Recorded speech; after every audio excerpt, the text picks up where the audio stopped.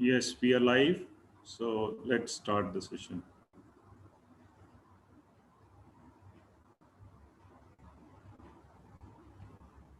Good evening, and a heartfelt welcome to each and every one present here to the fourth session conducted by the Natural Path Heartfulness Center here in Muscat under the patronage of the Embassy of India, Muscat, Oman. I am Adviti, a heartfulness practitioner and volunteer for more than 3 years now. The International Day of Yoga aims to raise awareness worldwide of the many benefits of practicing yoga. Yoga is an ancient art that connects the mind and body. It is an exercise that we perform by balancing the elements of our bodies. It helps us to develop self discipline and self awareness. If practiced regularly, we can achieve this. The practice of meditation is a part of yoga, and it is very difficult to describe and can only truly be explained once experienced. Thousands of years ago, the great sage Patanjali summarized that the whole philosophy and practice of yoga into a set of 196 Yoga Sutras. It was an amazing achievement that he compiled and codified all the knowledge that existed in his day on the art and science of yoga to arrive at this conclusion.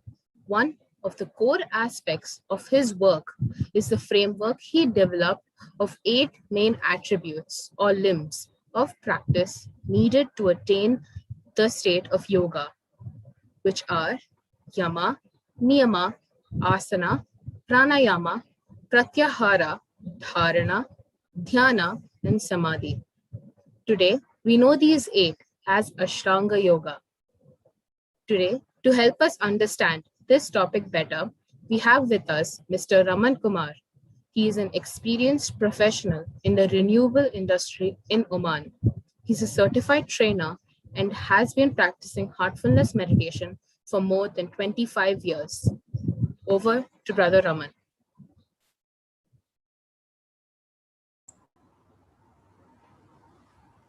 Thank you, Sister Adviti, for your kind words. So let me start my presentation. I'll share my screen.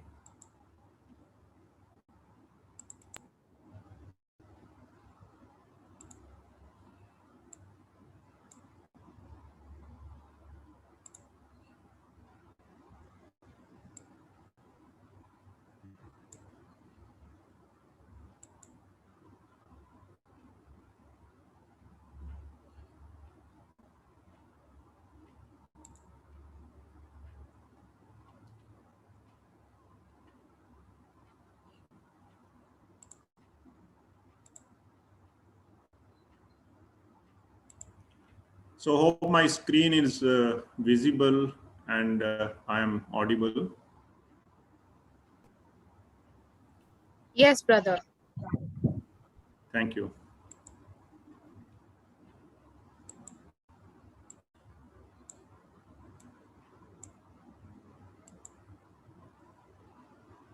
So today is our fourth session. We will be covering the Ashtanga Yoga and how we can design the destiny with yoga, and what is the role of heartfulness meditation.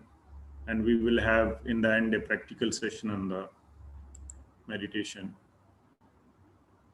So this is the agenda. Ashtanga Yoga.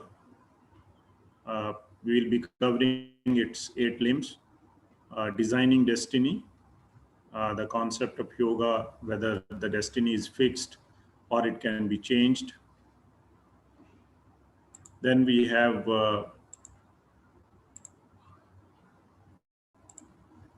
3 bodies as per yogic concept, principles of designing the destiny, and then heartfulness practice and its way. And we will have question answer session if there are any, followed by thanks note.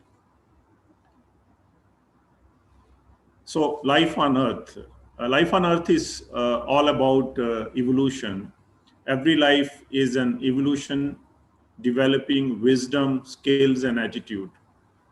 All the inventions and discoveries are about evolution.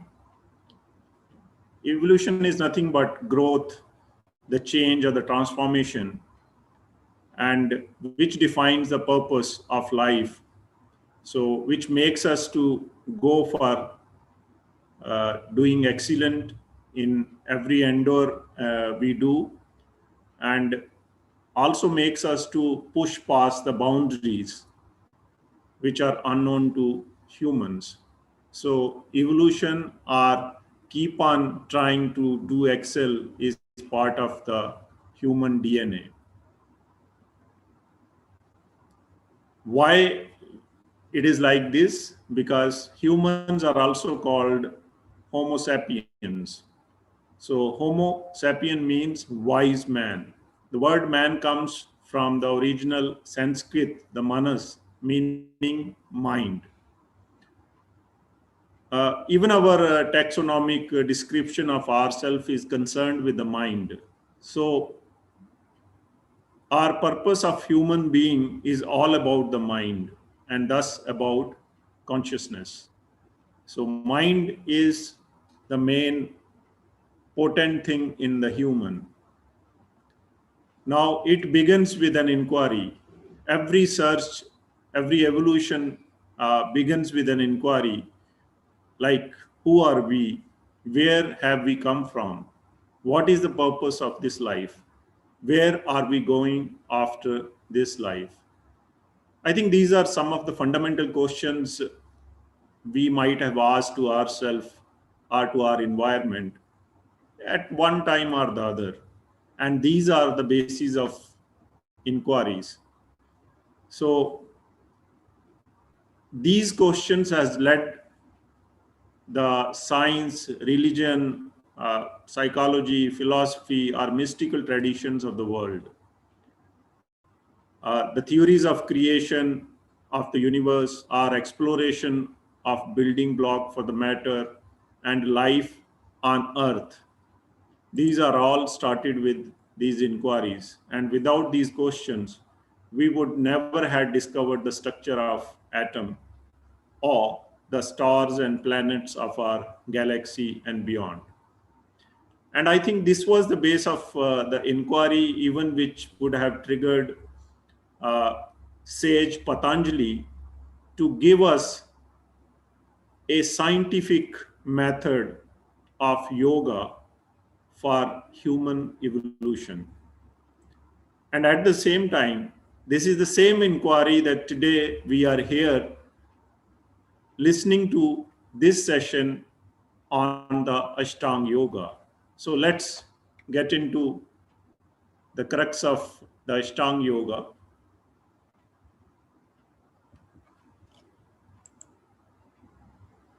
Sage Patanjali, and if we look at the Ashtanga Yoga,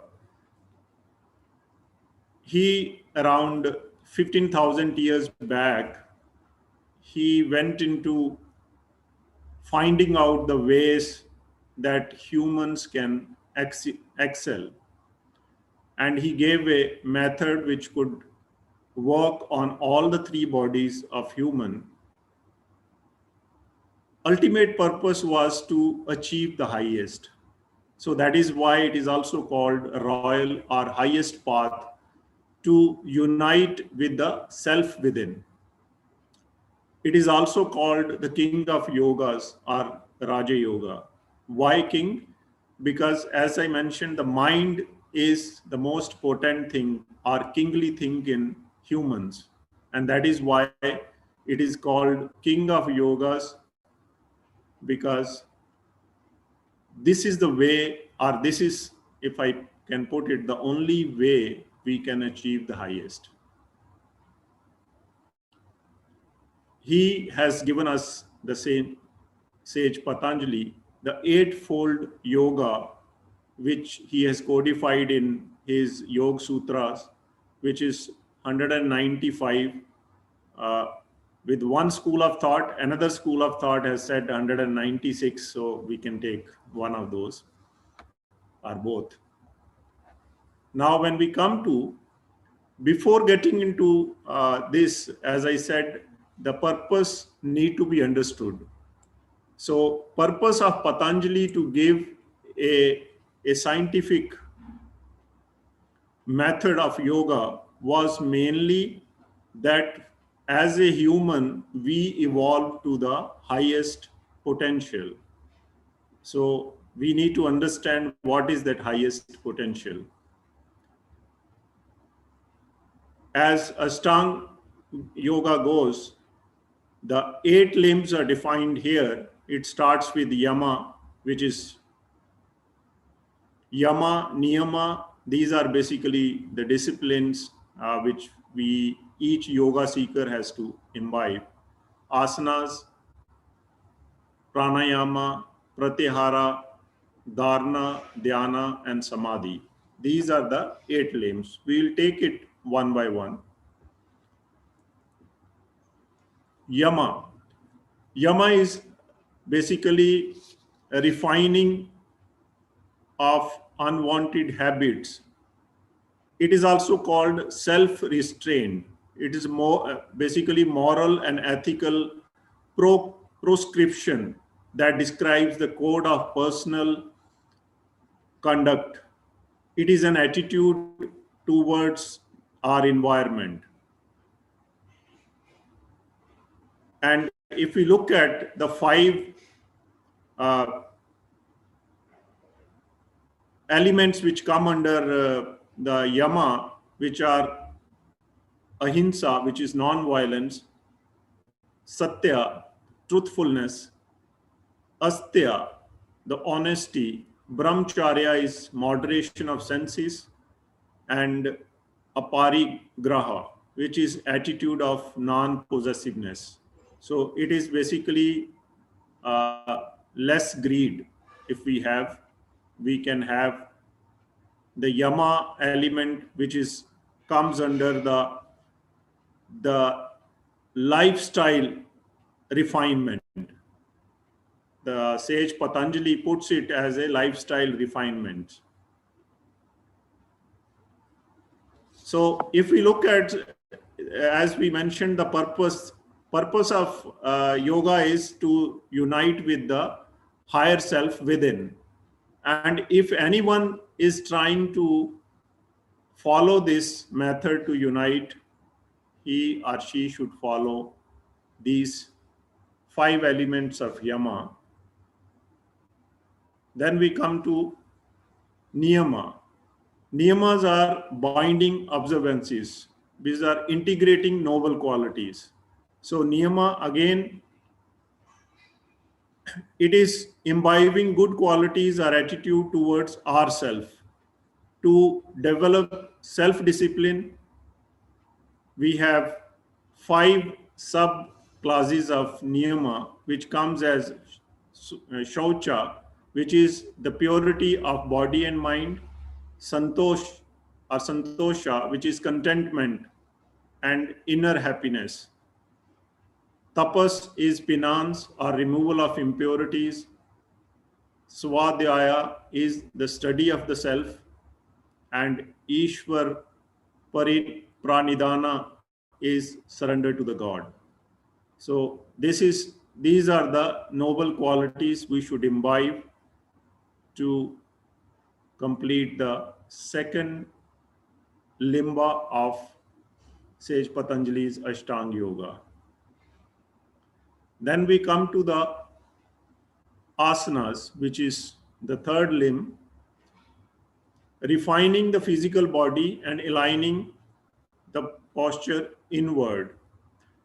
Posture through which one learns to still the body and mind, because where motion ceases, there begins the perception of inner self, the divinity within. And as per Sage Patanjali, the asana should be steady, it should be comfortable, and it should be both alert and relaxing at the same time. Our spine and head, they should be in one straight line.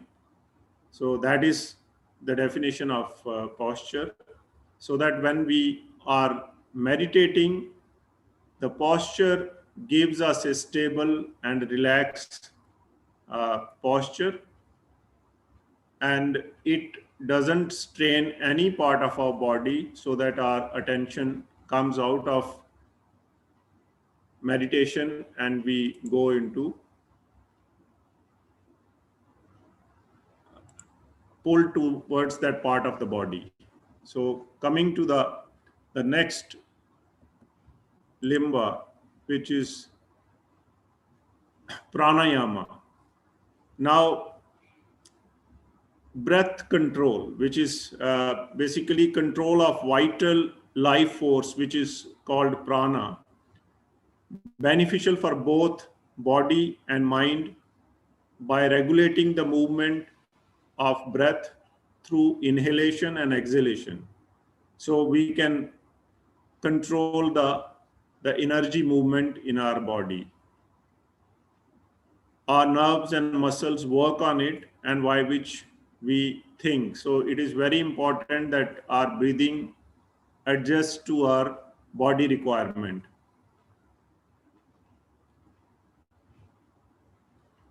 The fifth limb is called Pratyahara. The ability to turn inward is the Pratihara. It is also called sense withdrawal. The interiorization of the mind by consciously turning the five senses inward until there is no physical distraction. So we generally, our approach in the life is that through senses we take inputs from the outer environment. Now here in yoga we are going within. So these senses, if they are outwardly drawn, they could be a distraction to the process. So what we do is we withdraw them and we go within.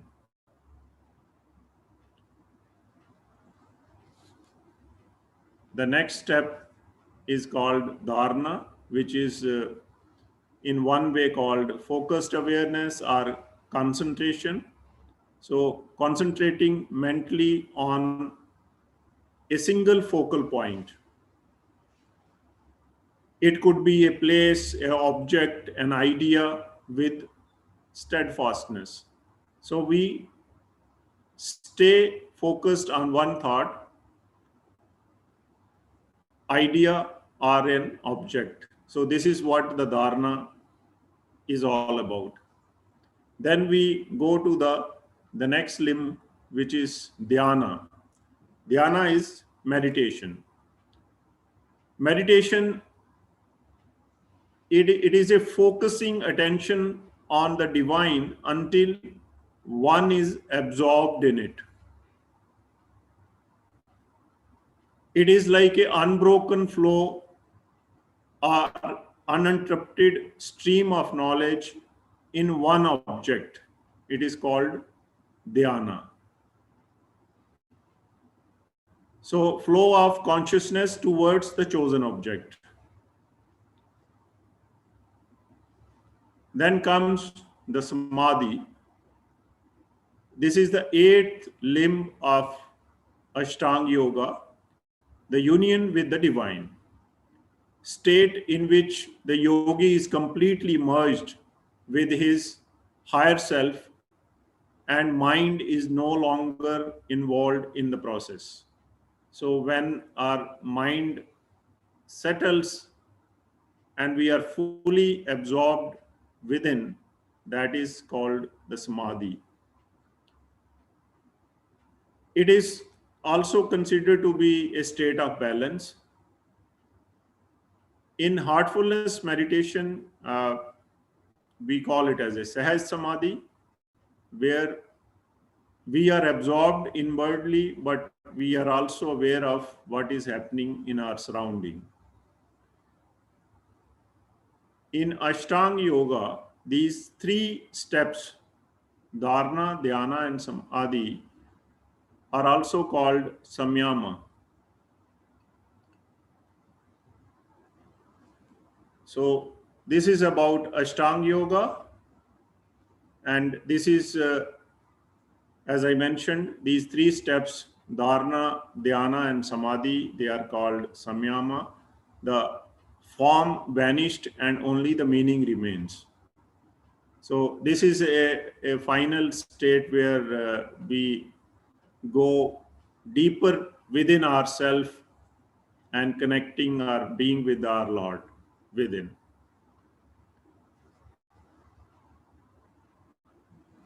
Now, if we summarize all the 8 steps looking at, so we can see Yama and Niyama is mainly refining our lifestyle, our behavior.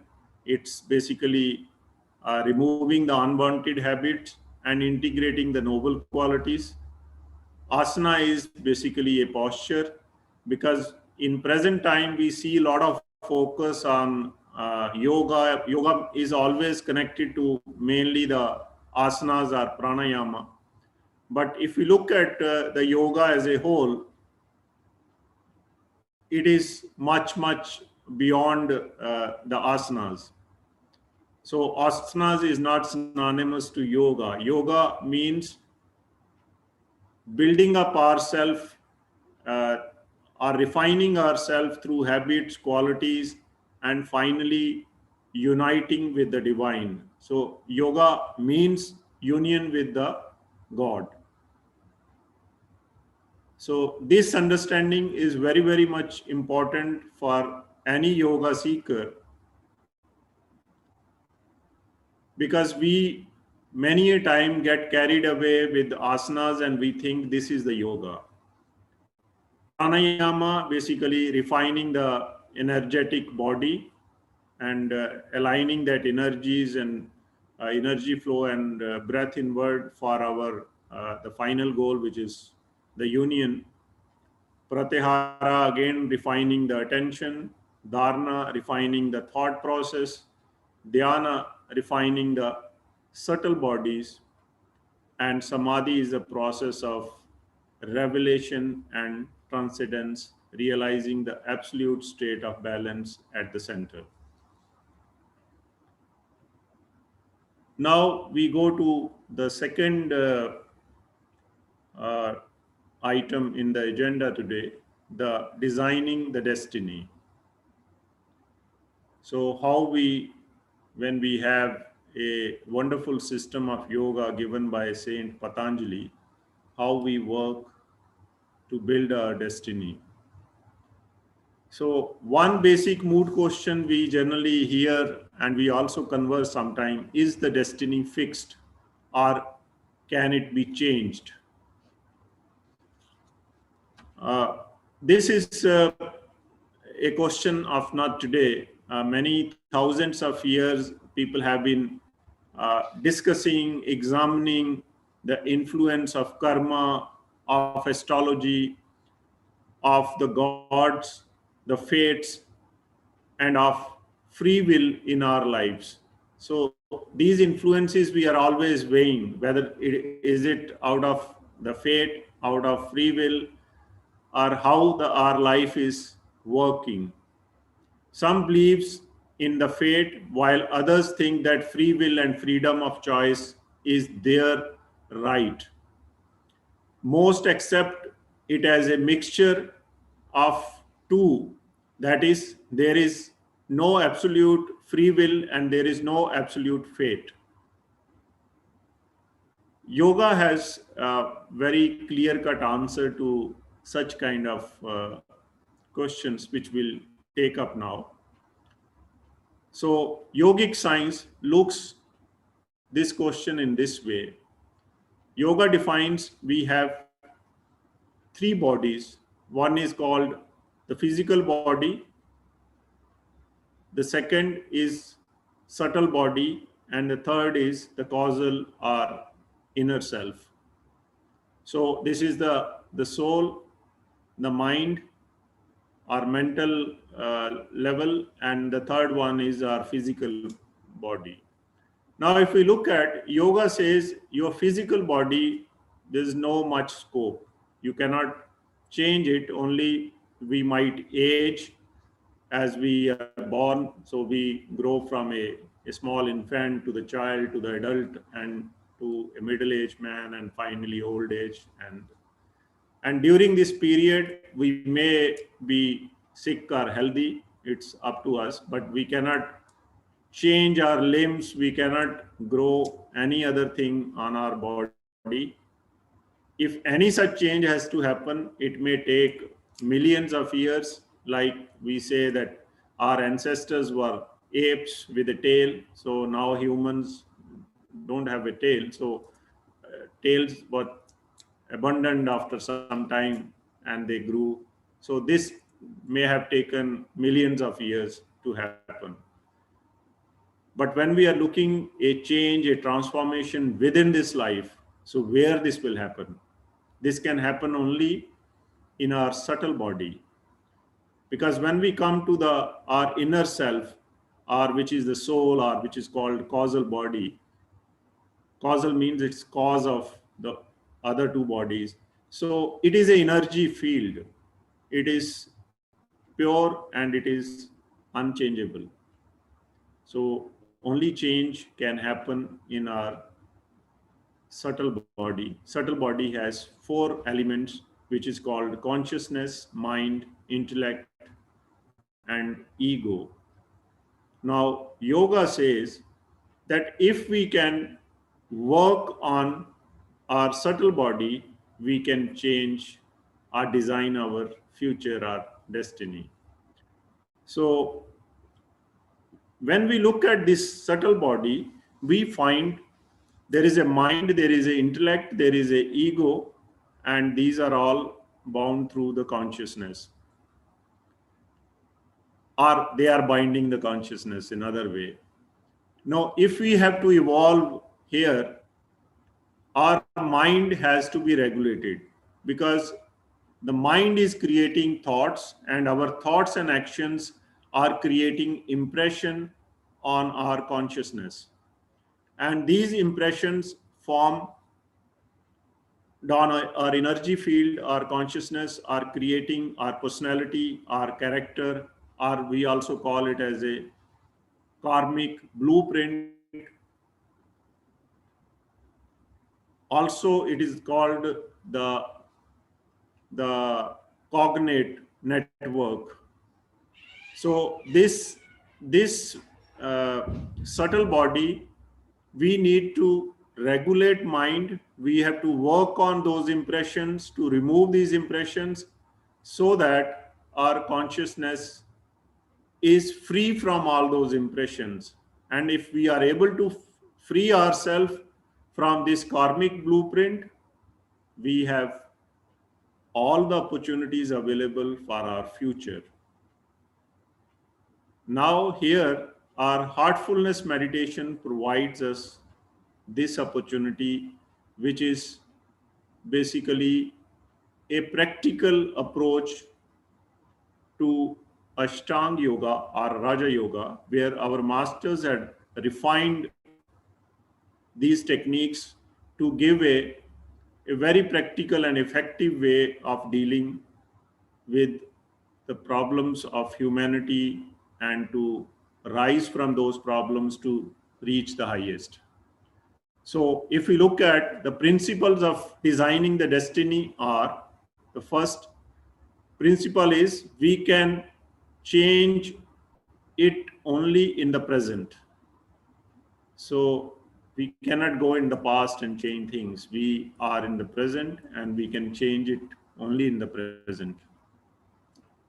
Second principle is that we create destiny for ourselves with our everyday thoughts, our wishes, which attracts us, repels us, our likes and dislikes. So these are creating those impressions. Whatever we are doing today, those thoughts, impressions are creating our future. The third principle is we need to work upon the mind to design our destiny. And for this, we need a meditative practice.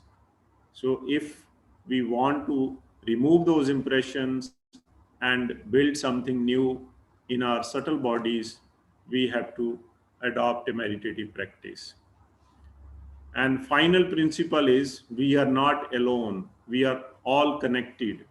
To design the destiny of humanity, we start with ourselves first and then expand our radius to include others. A day will surely come when together we are capable of changing the direction of humanity is taking. So these are the four principles. And what we do in heartfulness practice, we have simple three practices. Basically, relaxation is to relax your system. This meditative practice of which is heart based can foster a balance, peace, and overall well-being. We have two unique elements. One is the meditation with yogic transmission, which is called pranahuti, which makes our effort very minimal for the transformation. And second is the subtle body cleaning, which helps us to clean our past karmic blueprint. And these techniques added with prayer and 10 maxim. 10 maxim is basically the way of our living. These all put together give us a complete, very effective package where we can change our life or transform to a better human being.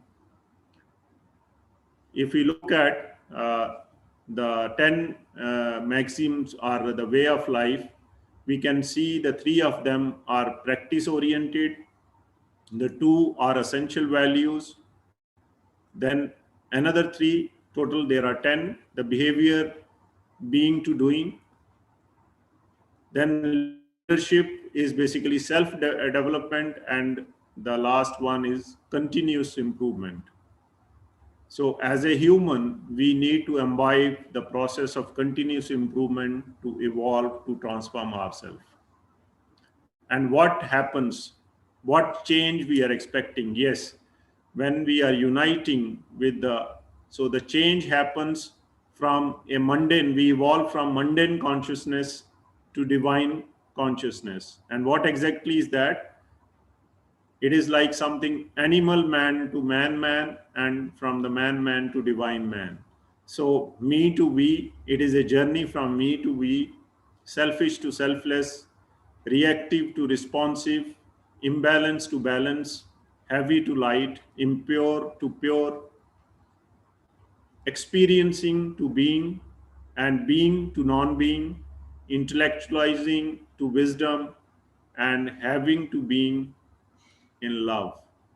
So finally, a journey which ends to becoming a love itself, and then we unite with the divine or God. So this is what the final culmination of Ashtanga Yoga leads to. Now we will have the practical session on meditation. As we know, this will be uh, a session for approximately 20 minutes. So find a comfortable position, close your eyes and breathe normally. Take a gentle suggestion that source of light is present. So before that, actually, going into, I will play an audio which is on relaxing yourself, and from there we'll slip into the meditation. The meditation will be conducted by one of our certified trainer, uh, Sister Tejasvi Murthy. So she will be saying, please start meditation after the relaxation, and you can start the meditation. And once it is over, she will say, that's all, and we can join back. So when thoughts arise or distract, treat them as uninvited guests and turn your attention gently towards the heart. So this is the process we have to do while we are meditating. Now we'll start with the relaxation. Just follow the audio, and after the relaxation, we'll go into the meditation. This simple relaxation method only takes a few and can be done at any time of the day and anywhere. It's called Heartfulness Relaxation. Let's try it. Sit comfortably and close your eyes very softly and very gently. Let's begin with the toes. First, move your toes. Now feel them relax. Relax your ankles and feet. Feel energy move up from the earth, up your feet to your knees, relaxing the legs. Relax your thighs. The energy moves up your legs, relaxing them.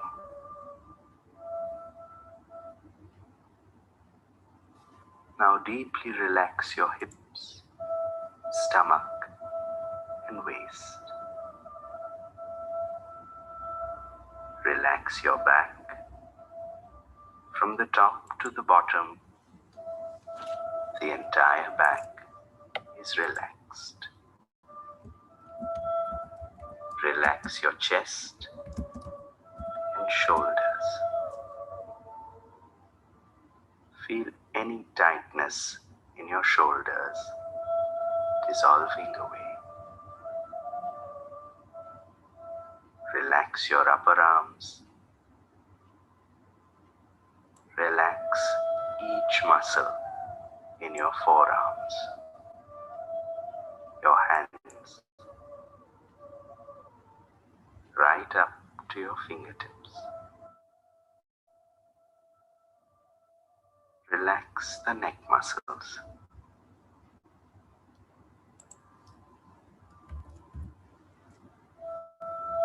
Move your awareness up to your face. Relax the jaws, mouth, nose, eyes, earlobes, facial muscles, forehead, all the way to the top of your head. Feel how your whole body is now completely relaxed. Move your attention to your heart. Rest there for a little while. Feel immersed in the lightness you feel in your heart. Now you are ready to plunge and dive deeper within the infinite space of your heart, where the source of light is attracting your attention. This simple relaxation method only takes a few minutes and can be done at any time of the day and anywhere. It's called Heartfulness Relaxation. Let's try it. Sit comfortably and Please start meditation.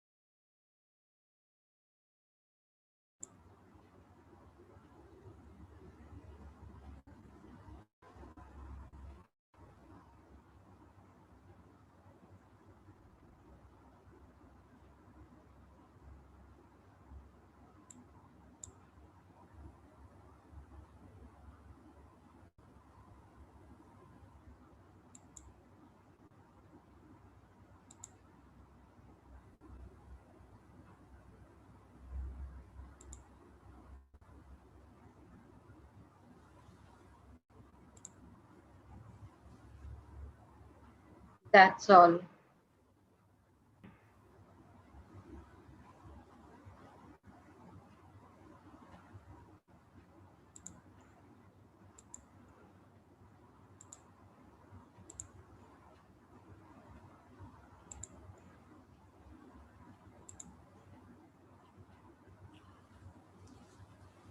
Thank you, Sister Tejasvi Murthy, for very deep session on meditation. Just take a moment to reflect on what went through the session.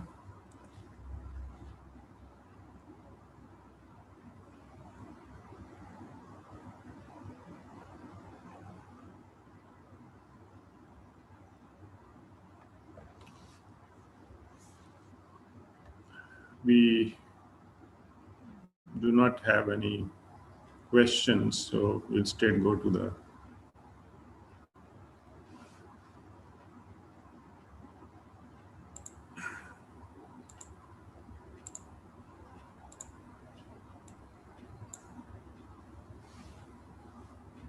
just to give you a brief about Heartfulness organization, which is Heartfulness Institute, which is registered in US and also present in other countries.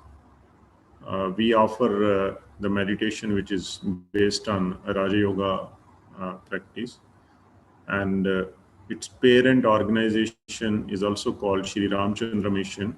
It's registered as a non-profit organization in 1945 in India. It also known by name of Sahaj Marg, which is natural path, imparting training to tens of thousands of seekers worldwide.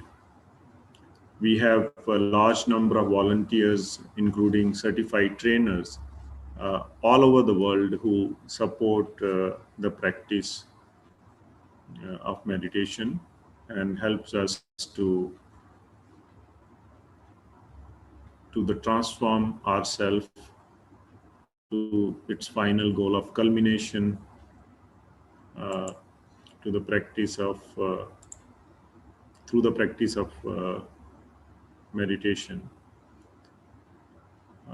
Heartfulness offers a scientific approach to propagate universal peace, harmony through yoga and meditation, and it is open to anyone from any walks of life, from any faith. So this is about the institute. We have a lot many activities which are connected through this. We have U Connect programs where we connect colleges, universities, corporate connects, the village connect, all kind of professions and areas where we have a lot of activities to connect to the people, to provide them a better life and a peaceful mind to pass through their day-to-day life problems and become a better individual to achieve the correct purpose, which is to unite with the inner self, the divine within. So these are provided through